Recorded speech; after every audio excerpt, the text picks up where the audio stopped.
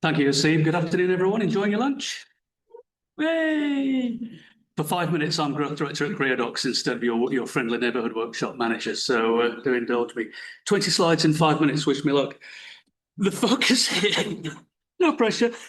Why researchers? It's an obvious and also dumb question. The researcher has always been integral to obviously it's the scholarly publishing process, but publishers increasingly are engaging with them as the primary customer, as authors, reviewers, and readers, and of course, editors. Journal teams are under pressure, increasing submission numbers, increasing instances of malpractice or potential malpractice, and growing pressure to support more flexible methods of peer review. We had a great session on that at the start of the day today. How do you do all this? How do you look to do that whilst trying to keep these three plates spinning? Managing integrity, handling increasing volumes, and working at speed. The pressure to get research out there as quickly as possible without compromising user experience.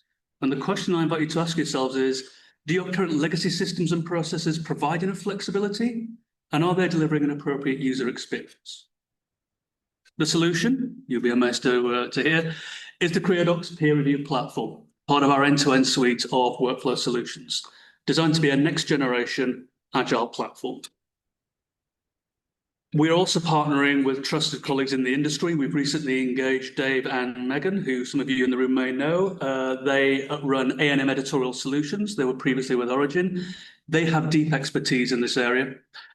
Other editorial services firms are available, but they are engaging with Kriyadocs on helping to refine and streamline what we're doing around the peer review workflow. So what do we do? This is where we get really quick. There was actually a terrific presentation from Cave, who's enjoying his lunch over there earlier, about what River Valley is doing at pre-submission. We agree that the direction of travel here is to go XML first upstream as early as possible. It gives so much more flexibility to you as publishers, and it helps deliver a really good user experience for authors. They don't see the XML, they don't need to, they don't want to. You don't want them messing in the XML. But you see here, you're seeing title, keywords, they're all tagged as XML artifacts. And we provide a series of proprietary AI-powered checks, you'll see them on the right-hand side, to flag things and literally, it's not an example there, but it will literally point at the text and go, this reference is a self-citation. You're oversighting from a particular journal. There's a statement missing. In the submission user experience, we provide automated metadata extraction to help improve the fidelity of data. You're coming towards me. That was threatening, Azim. And to extract as much of that information as quickly as possible. It helps the authors and it gives greater confidence to the journal office as well. And we handle multiple file uploads simultaneously, automatically categorizing the content into buckets. So you're not constantly uploading, moving things around.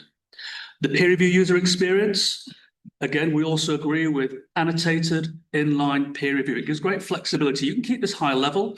You can have the classic anonymized peer review, double anonymized, or have this really granular detailed review.